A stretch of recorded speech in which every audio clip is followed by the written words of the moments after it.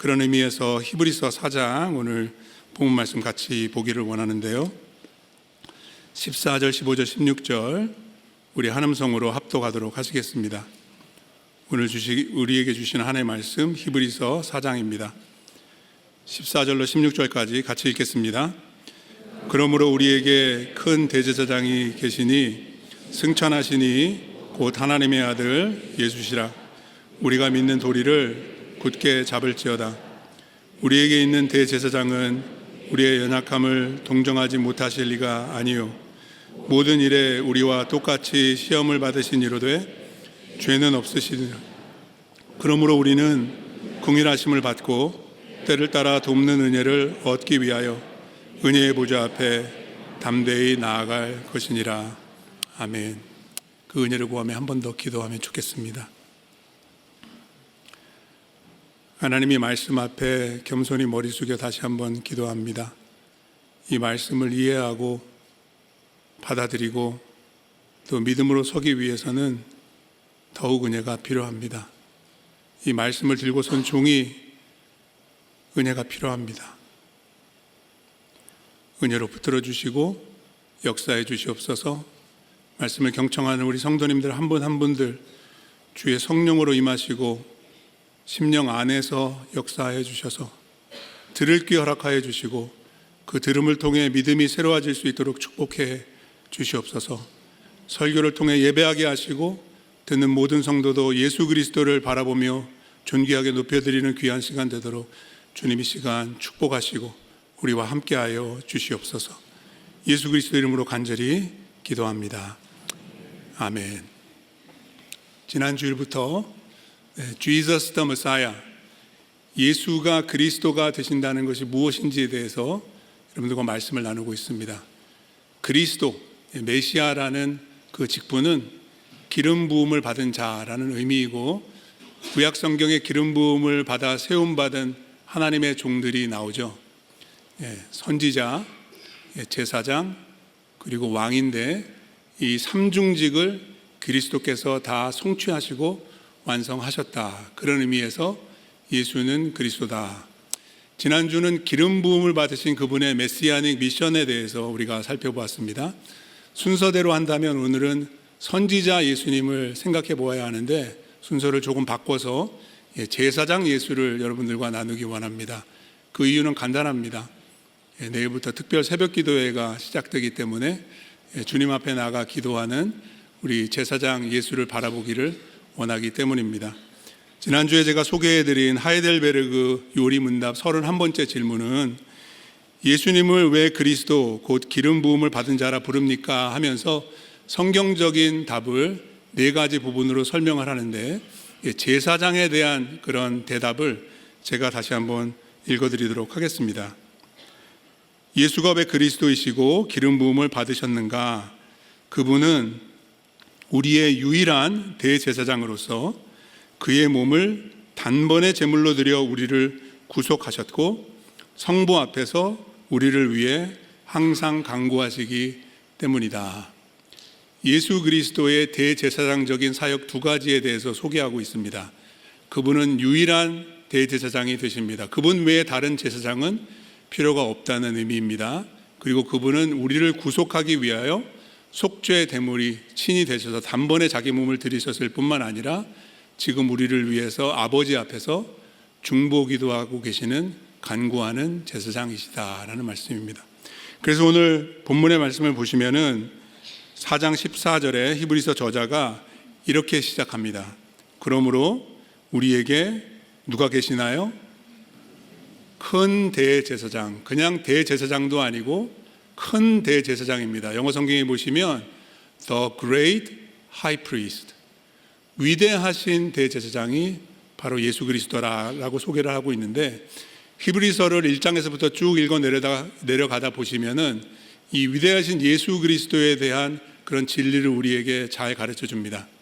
히브리서의 서론에 해당하는 1장 1절부터 3절까지의 내용에 보시면 구약의 모든 선지자들보다 더 위대하신 예수 그리스도, 1장 4절로부터 2장 끝부분까지 보시면은 모든 천사들보다 더 우월하시고 위대하신 예수 그리스도. 성경 가지고 계신 분들은 펴서 한번 보세요. 3장에 보시면 누구보다 위대하실까요?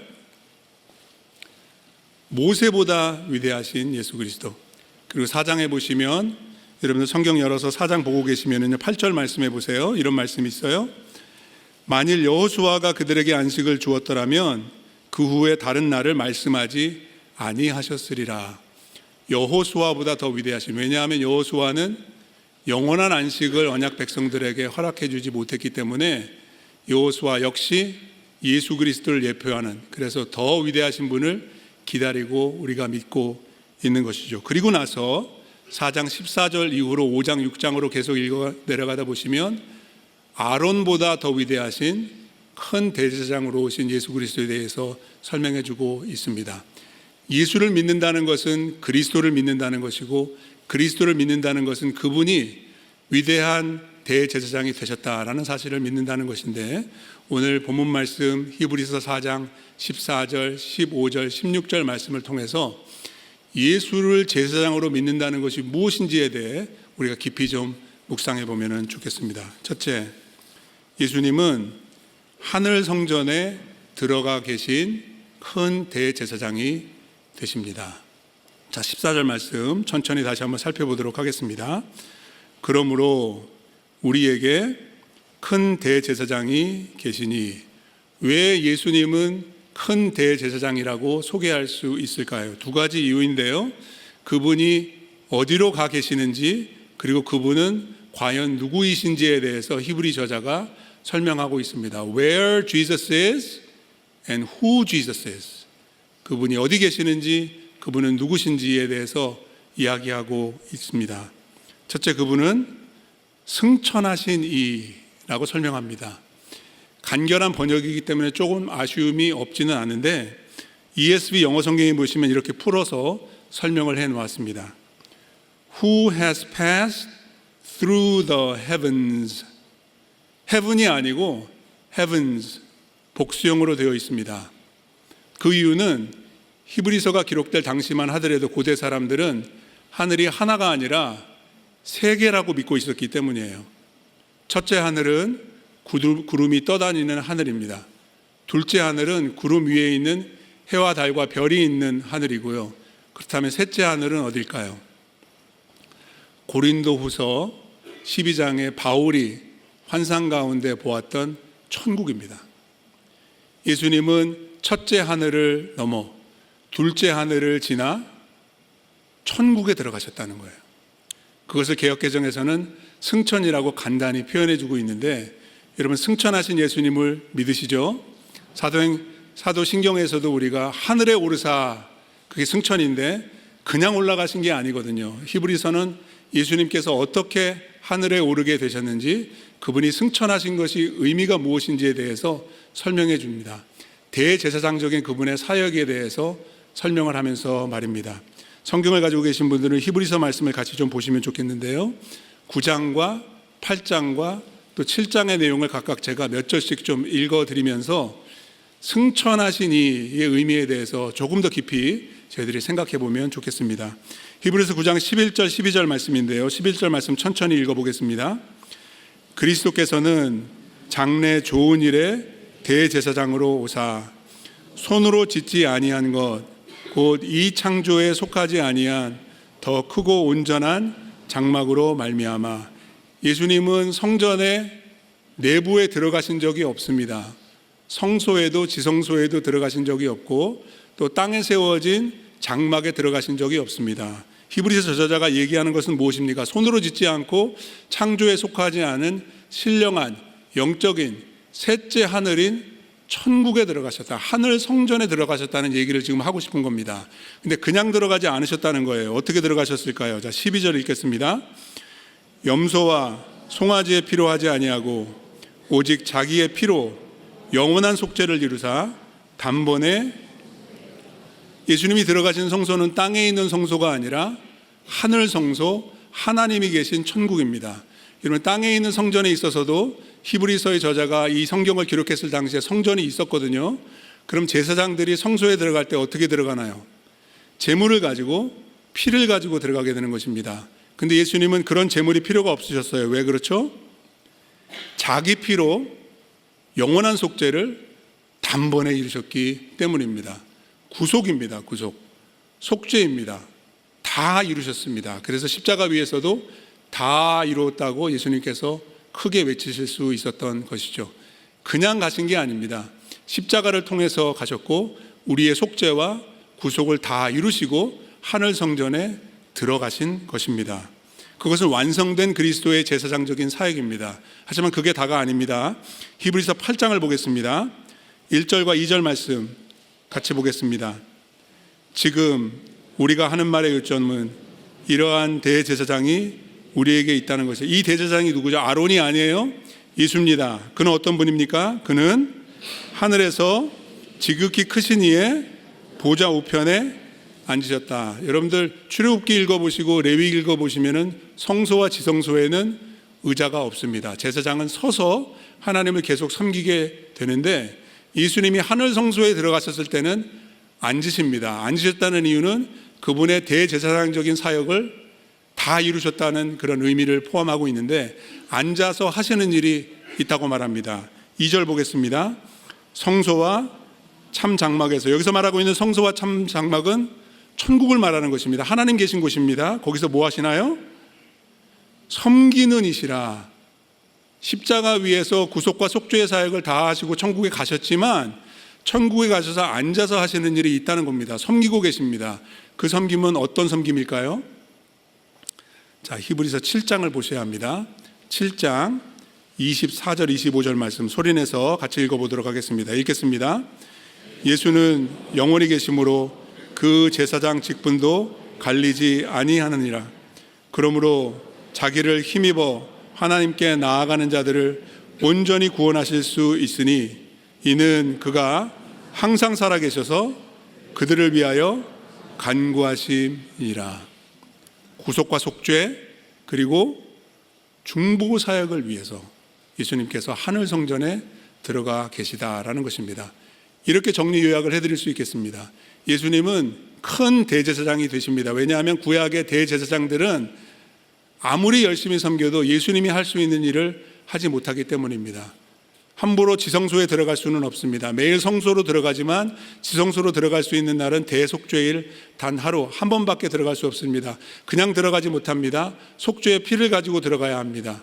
그러면 거기 가서 오래 사역을 할까요? 아니면 사역을 마치면 금방 나올까요? 여러분들이 대제사장인데 지성소에 들어갔으면 오래간만에 1년 만에 처음 들어왔으니까 거기에서 좀 놀다가 나오실 것 같으세요? 아니면 빨리 나갈 것 같으세요? 유대의 전승에 의하면은 대제사장들이 지성소에 들어가는 날이 되면은 허리에다가 밧줄을 묶고 들어갔답니다. 혹시라도 자칫 잘못해서 하나님의 진노를 사면 거기에서 죽으니까 그럼 누가 들어갈 수가 없는 거예요. 그러니까 끌어내야 한다는 거죠. 물론 성경에는 나오지 않는 얘기지만 그런 유대 전통이 있습니다. 그처럼 이 땅의 제사장들은 온전하지 못합니다. 그들도 죄인이기 때문에 하나님 앞에 나아갈 때 두렵고 떨림으로 나아가고 지성소에도 함부로 마음대로 들어갈 수도 없습니다. 1년에 한 번 잠깐 들어갔다가 냉큼 나옵니다. 그것이 연약한 제사장들의 역할이었지만 예수님께서는 위대한 대제사장으로 오셔서 이 땅에 있는 모형적인 성전이 아니라 하늘에 있는 성전의 실체로 들어가셨습니다. 들어가셔서 어떻게 하시나요? 네, 안 나오십니다. 거기 계세요. 우리를 위해서 우리의 구원이 다 이루어지기까지 중보하고 계시는 줄로 믿습니다. 히브리서의 저자는 예수님이 왜 천국에 가셔서 거기에 남아 계실 수 있는지에 대해서 그분의 신분을 이렇게 강조해 줍니다. 오늘 본문으로 돌아와서 4장 14절 말씀 계속해서 읽어보시면 승천하신 이 곧 하나님의 아들 예수시니라. 그분 아버지 집으로 가셨어요. 자기 집이에요. His home. 그래서 나오실 필요가 없는 것입니다. 그분이 우리의 제사장이 되십니다. 하늘 성전에 들어가셨고 들어가 계시고 아버지의 집에 계신 아들 예수 그리스도이십니다. 이것이 우리에게 믿음을 새롭게 하는 위로가 되는 것입니다.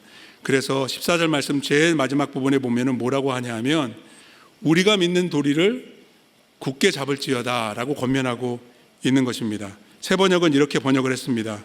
우리가 고백하는 신앙을 굳게 지킵시다.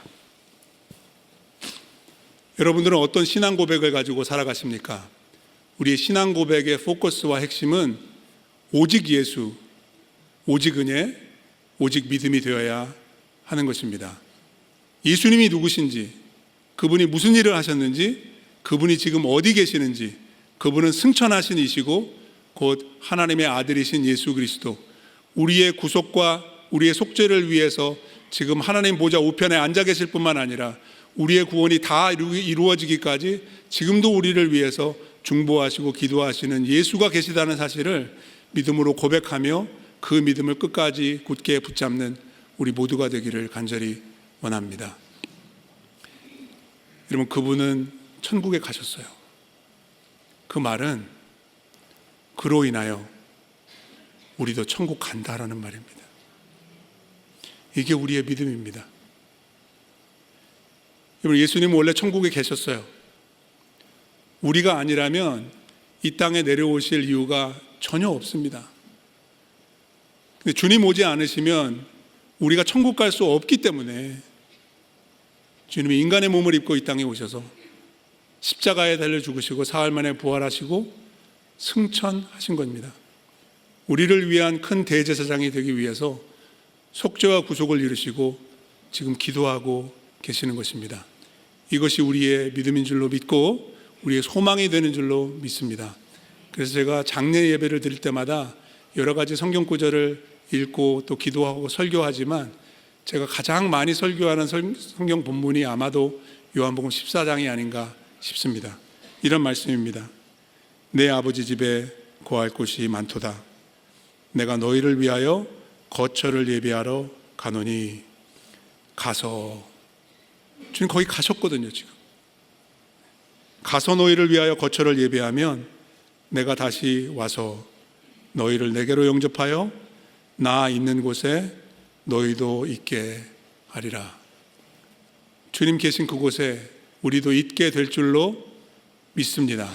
어떻게 믿을 수 있어요? 주님이 가셨으니까. 우리를 위해 가셨고 우리를 위해 다시 오실 것을 믿기 때문에. 그래서 우리의 신앙 고백은 하늘 성전에 들어가 계신 큰 대제사장 예수 그리스도가 되어야 합니다. 본문으로 돌아와서 우리가 믿는 예수 그리스도는 또한 우리의 연약함을 공감하시는 제사장이 되십니다. 자, 15절 말씀 보겠습니다. 같이 읽겠습니다.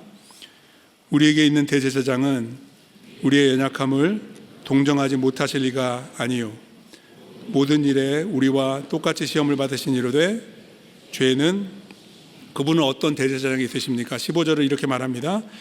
이중 부정을 통해서 강한 긍정으로 그분이 어떤 분인지에 대해서 설명해 주고 있습니다. 우리에게 있는 대제사장은 우리의 연약함을 동정하지 못하시리가 아니요. 동정한다는 겁니까? 못한다는 겁니까? 많이 한다는 겁니다. 확실히 한다는 겁니다. 우리를 동정하신다는 겁니다. 우리의 연약함을 이해하신다는 것입니다. 공감하신다는 겁니다. 히브리서 저자가 말하고 있는 연약함은 무엇에 대한 연약함일까요? 15절 말씀을 계속해서 보시면 그 연약함은 시험을 당해서 죄에 쉽게 빠지는 영적인 믿음의 연약함을 가리킵니다. 그래서 예수님께서 동정하시는 이유에 대해서 15절을 계속 읽어보시면 이렇게 설명하죠. 모든 일에 우리와 똑같이 시험을 받으신 이로되 죄는 없으시다고. 예수님이 모든 일에 우리와 똑같은 시험을 받으셨다는 것은 우리의 모든 경험을 예수님도 다 해보셨다는 그런 의미는 아닐 것입니다. 여러분, 예수님은 남성으로 태어나셨어요. 그래서 여성분들이 겪는 일들을 체험해 보지는 못하셨어요. 또 예수님은 싱글로 사셨거든요. 결혼을 안 하셨어요. 결혼에 따르는 그러한 고충과 어려움을 예수님은 겪어보지는 않으셨어요. 예수님은 30대에 돌아가셨거든요. 그래서 40, 50, 60, 70이 되는 나이 드는 걸 모르세요. 겪어보지 않으셨기 때문이죠. 하지만 히브리서 저자는 말합니다. 주님은 우리가 당한 시험을 다 아신다, 공감하신다. 왜냐하면 시험에는 크게 두 가지 종류로 나누어서 생각해 볼 수 있는데, 그런 차원에서 예수님은 시험을 우리와 똑같이 받으셨기 때문이죠. 한번 생각해 보세요. 우리가 당하는 여러 가지 시험, 우리의 믿음을 흔들어 놓고 하나님을 불신하고 의심하게 되고 때로 죄에 빠뜨리게 되는 그 시험이 어떤 종류가 있는가?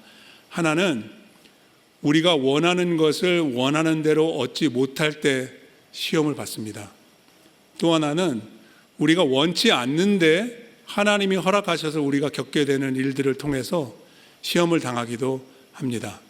원하는 것을 얻지 못해서 시험 당하기도 하고 원치 않는 것을 당하기 때문에 시험에 빠지기도 합니다.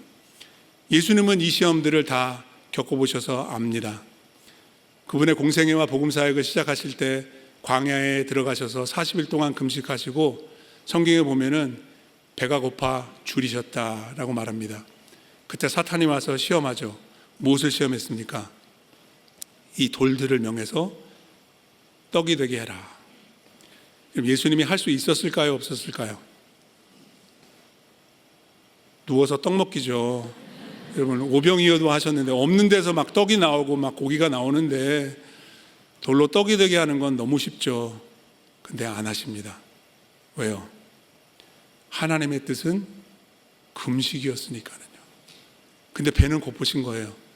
너무 원하지만 원하는 것을 그 순간에는 누릴 수가 없었다는 것입니다. 예수님은 그 시험을 아세요.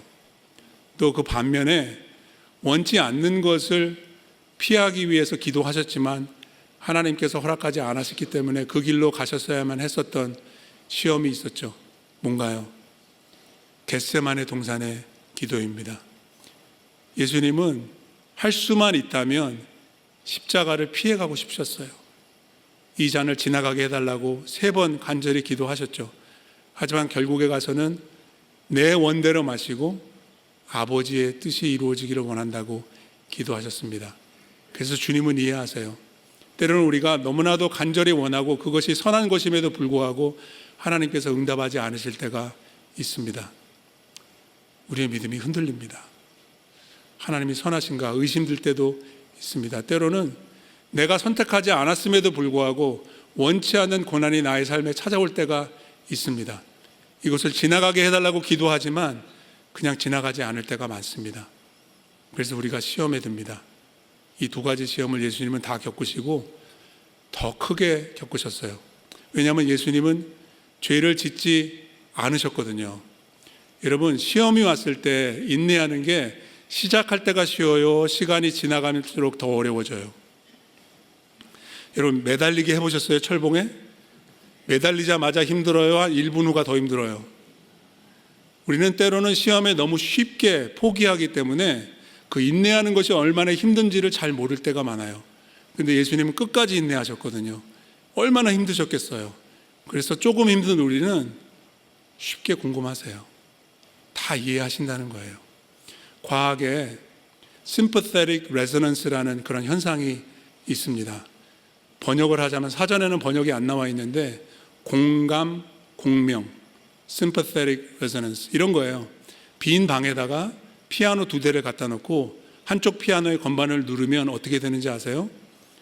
음이 울려 퍼지면서 건반을 누르지 않은 피아노의 음이 공명합니다. 똑같이 울려요. 마치 이런 것이죠. 그래서 영적으로 이렇게 적용해 볼 수 있어요. 이 땅에서 우리가 시험 당하며 연약함 가운데서 고민할 때 우리의 마음의 울림이 하늘에 계신 큰 대제사장 예수의 마음을 울린다는 거예요. 우리의 연약함을 공감하시는 예수님이 계시다는 사실. 이 굿뉴스입니다. 여러분, 이 세상에서 우리 주변에 내 마음을 알아주고 내가 얼마나 힘든지 공감해주는 한 사람만 있어도 그게 얼마나 위로가 되는지 아세요? 근데 우리 주님이 아신다는 거예요. 우리 주님이.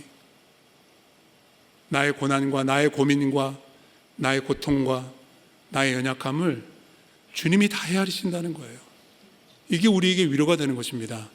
그래서 요한계시록 말씀해 보시면 소아시아의 7교회에 예수님이 편지를 직접 보내시면서 극심한 고통 중에 있는 그들을 위로하시면서 하시는 말씀이 뭔지 아세요? I know. 에베소 교회 성도들을 위해서 이렇게 말씀하셨어요. 내가 너의 행위와 수고와 내 인내를 알고 I know. 또 네가 참고 내 이름을 위하여 견디고 게으르지 아니한 것을 내가 아노라. 여러분들의 고생하는 것, 여러분들의 연약함을 예수님이 다 알고 계십니다.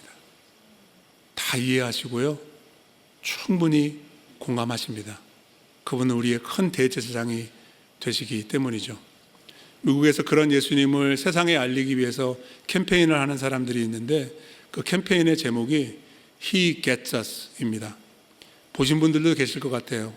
아주 다양한 영상 콘텐츠들을 제공해서 온라인에서 보급을 하고, 슈퍼볼 같은 큰 경기가 있을 때는 TV 광고로도 제작을 하는데요, 사람들의 그런 고민과 근심과 걱정, 슬픔과 모든 고난을 함께 하시는 예수 그리스도에 대해서 영상과 메시지로 전하는데, 그 영상의 마지막 부분에 반복적으로 보여주는 그러한 그 스크린이 있습니다.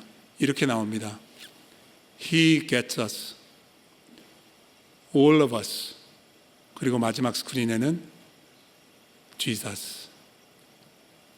여러분, He gets us 무슨 뜻인지 아시죠? 그분이 다 이해하신다는 거예요. 다 헤아리시고 알고 계시고 우리의 연약함을 충분히 공감하신다는 것입니다. 믿으시기 바랍니다. 그분이 하늘에 계십니다. 우리보다 먼저 하늘로 가셨고요, 거기에서 우리의 기도를 들으십니다. 그분을 믿고 의지하는 마음으로 더욱더 힘써 기도의 자리에 나아가는 저와 여러분들 되시기를 주의 이름으로 축복합니다. 하늘 성전에 들어가 계신 제사장, 그리고 우리의 연약함을 공감하시는 그 제사장이 계시는데, 히브리서 저자는 하나 더 16절에 그분은 우리가 긍휼과 은혜를 받을 수 있도록 도우시는 분이다 라고 소개해주고 있습니다. 자, 16절 말씀 천천히 같이 한번 읽어보도록 하겠습니다. 그러므로 우리는 긍휼하심을 받고 때를 따라 돕는 은혜를 얻기 위하여 은혜의 보좌 앞에 담대히 나아갈. 은혜의 보좌 앞에 담대히 나아가라는 것은 예배하고 기도하라는 것인데요, 하나님의 보좌를 은혜의 보좌로 표현합니다.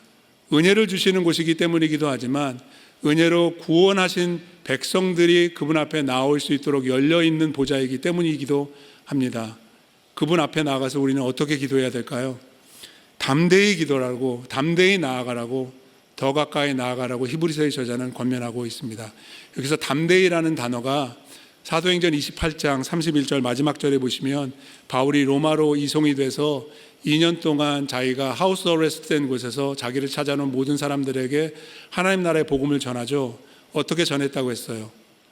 담대하고 거침없이 가르쳤다라고 나오죠. 그 담대하다는 것입니다. 아무런 거리낌도 없이, 주저함 없이, 두려움 없이 복음을 전한 바울처럼 우리는 하나님 앞으로, 은혜의 보좌 앞으로 가까이 나아가야 한다.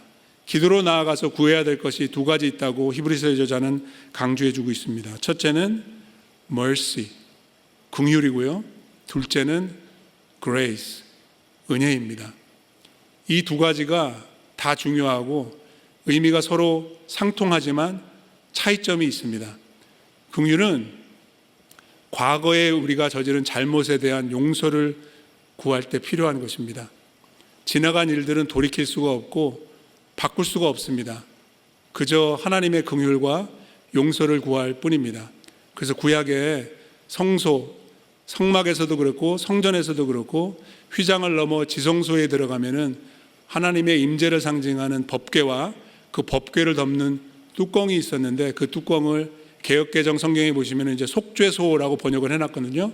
영어 성경을 한번 보세요. 뭐라고 읽었냐 하면 그 명칭이 The Mercy Seat입니다. 그래서 시은좌라고도 번역이 가능한데, 하나님께서 긍휼하심으로 우리를 만나주시는 곳이라는 거예요. 속죄가 필요하니까, 하나님의 용서가 필요하니까, 다시 시작할 수 있는 하나님의 도우시는 그 긍휼이 필요하기 때문이죠. 그래서 담대히 은혜의 보좌 앞에 나아가서 먼저 구해야 할 것은 지나온 나날들에 대한 용서, 하나님의 긍휼을 구해야 합니다. 하지만 긍휼만 가지고는 살아갈 수가 없습니다. 그래서 은혜를 구해야 하는 거죠. 어떤 은혜인가요? 때를 따라 돕는 은혜입니다. 이 돕는 은혜가 필요한 이유는 15절에서 살펴본 바와 같이 우리가 연약하기 때문입니다. 쉽게 시험에 들고 쉽게 죄에 빠지기 때문에 그 연약함을 도우시고 붙드시는 은혜의 능력을 구하는 것입니다. 순종하지 못했을 때에는 긍휼이 필요한 것이고 순종하기 위해서는 은혜가 필요한 것입니다. 하나님의 뜻을 따라 살 수 있는 은혜를 주십시오. 그래서 이 기도로 나아갈 때 하나님께서 은혜의 능력으로 우리를 붙들어 주셔서 믿음으로 살고 순종하며 살아갈 수 있도록 도와주시는 것이죠. 영어에 이런 표현이 있습니다. A prayerless Christian is a powerless Christian. 이러면 믿음 있는 능력 있게 신앙생활하고 계시는지 모르겠습니다. 왜 우리가 쉽게 시험에 드나요? 왜 죄와 싸워서 이기지 못할까요? 왜 우리에게 능력이 부족할까요? 기도하지 않기 때문인 원인이 가장 큽니다. Prayerless Christian is a powerless Christian. 그래서 우리는 긍휼을 구하고 또 은혜를 구하며 기도로 나아가야 할 줄로 믿습니다. 예수님께서 말씀하셨죠. 구하라. 그리하면 너희에게 주실 것이요. 뭘 구해야 될까요? 은혜를 구해야 됩니다. 그럼 뭘 주실까요? 은혜를 주십니다. 은혜의 능력을 구해야 됩니다. 그것을 구하지 않기 때문에 우리에게 능력이 없는 것입니다. 야고보서 4장 2절 말씀에도 보시면 그래서 너희가 얻지 못함은 구하지 아니하기 때문이요. 영어 성경이 아주 명확하게 설명합니다. You do not have because you do not ask. 우리가 기도로 구하지 않기 때문에 은혜가 없는 것이고 능력이 부족한 것 아니겠습니까? 여러분 긍휼이 필요하십니까? 은혜가 필요하십니까? 구하시기 바랍니다. 하나님께서 주십니다. 긍휼도 주시고 은혜도 주실 것입니다. 은혜의 보좌 앞으로 담대히 나아가시기를 바랍니다. 이번 특세 기간을 통해서 여러분들이 더욱더 그 은혜의 보좌를 사모하시고 그 보좌 앞에 더 가까이 기도로 나아가시기를 바랍니다. 하나님께서 긍휼을 베풀어 주실 것입니다. 은혜를 더해 주실 줄로 믿습니다. 바울이 그렇게 기도하고 그런 은혜를 경험한 대표적인 사람 중에 하나죠. 고린도후서 12장 말씀을 여러분들께서 잘 알고 계실 것입니다. 그에게 육체의 가시가 있었습니다. 뭐라고 정확하게 꼭 집어서 설명하지 않지만 굉장히 괴로웠던 것 같습니다. 그를 힘들게 하고 고통스럽게 만드는 문제가 있었는데 하나님 앞에 나가서 기도합니다. 몇 번 기도했을까요? 3번 간절히 구했다고 하는데 3-4번 기도했다는 얘기는 아닐 것입니다. 여러분 예수님께서 겟세마네 동산에서 3번 기도하셨다는 게 1번, 2번, 3번 기도하고 끝났다는 얘기가 아니죠. 충분히 기도하셨다는 겁니다. 기도할 만큼 할 때까지 다 했다는 것입니다. 그랬을 때 하나님께서 어떻게 응답하셨죠? 바울의 그 기도에 하나님께서 어떤 응답을 주셨습니까? 육체의 가시를 뽑아주셨나요? 아니요. 내 은혜가 내게 족하도다. My grace is sufficient for you. 바울이 원하는 대로 응답해 주지는 않으셨지만 그 대신에 은혜를 주셨습니다. 충분한 은혜를 주셨습니다. 우리가 기도할 때에도 하나님께서 응답을 주시기보다는 은혜를 주실 때가 많이 있는 것 같습니다. 우리는 문제가 당장에 해결되기를 원합니다. 고통이 멈추기를 기도합니다. 근데 하나님은 그 상황 속에서 은혜를 주십니다. 바울은 은혜를 받았습니다. 그 육체의 가시를 놓고 다시 기도하지 않았습니다. 그럼 뭘 기도했을까요? 그 충만한 은혜를 누릴 수 있도록, 은혜면 충분하다는 것을 삶으로 살아낼 수 있도록 그는 기도했을 것입니다. 우리에게도 그런 기도가 필요합니다. 하나님, 우리가 은혜를 구할 때 은혜를 주십니다. 은혜를 구하시기 바랍니다. 은혜를 받으시기 바랍니다. 몇 년 전에 빛과 소금이라는 크리스천 매거진에 그 은혜를 받은 사람들의 귀한 간증을 읽은 적이 있습니다. 희소 질환을 앓고 있는 크리스천들의 신앙 고백이었는데요. 처음 들어보는 병명들이었습니다. 여러분, 쇼그렌 증후군이 뭔지 아시나요? 눈물이 안 나오고 침이 안 나오는데 눈이 너무 뻑뻑해지고 염증이 생기고요. 침이 안 나오니까 밥을 먹기도 물을 삼키기도 힘들어요. 그렇게 살고 있어요. 어떤 분들은. 어슈워 증후군도 있더라고요. 시야가 점점점 좁아지다가 결국에는 실명하게 되는, 얼마나 답답하겠어요. 그런데도 믿음을 지키고 계세요. 스티븐 존슨 증후군이라고 들어보셨어요? 발진과 수포가 계속 생겨가지고 옷만 입었다 벗어도, 이불을 덮었다가 걷어내도 피부이 살갗이 벗겨지는 그런 고통스러운 그런 질병이에요. 그런데 이런 질병으로 인해 일상이 고통인 이 모든 신자들의 공통적인 고백이 있더라고요. 자신의 육체의 가시를 통해 주님을 깊게 만나게 되었다는 거예요. 그리고 그 은혜에 감사하면서 살고 있다는, 어떤 분은 심지어 이렇게까지 고백합니다. 이것은 하나님이 나에게 주신 가장 큰 축복입니다. 믿음이 아니라면, 기도가 아니라면, 은혜가 아니라면 절대로 고백할 수 없는 간증입니다. 문제가 다 해결되지 않아도 2024년도 한 해 동안 그렇게 기도했음에도 불구하고 아직까지도 여전히 기도할 수밖에 없는 그런 제목을 안고 주님 앞에 나오시는 분들이 계실 것입니다. 은혜를 구하십시오. 긍휼을 구하십시오.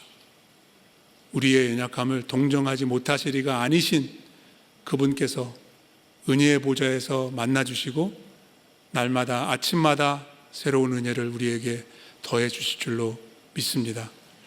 교회를 위해서 기도해 주시기 바랍니다. 은혜가 임하고 또 머물고 마르지 않고 흘러 넘쳐나는 교회가 되기 위해서 우리가 해야 될 것은 기도입니다. 그 은혜를 구해야 우리의 예배, 우리의 모임, 우리의 모든 사역과 다음 주 한 주간에 진행되고 있는 모든 행사 가운데에서도 은혜가 넘쳐날 줄로 믿습니다. 이번 특별 새벽 기도회 은혜의 보좌 앞으로 기도로 담대히 나아가는 저와 여러분들 다 되시기를 주님의 이름으로 축복합니다. 기도하겠습니다.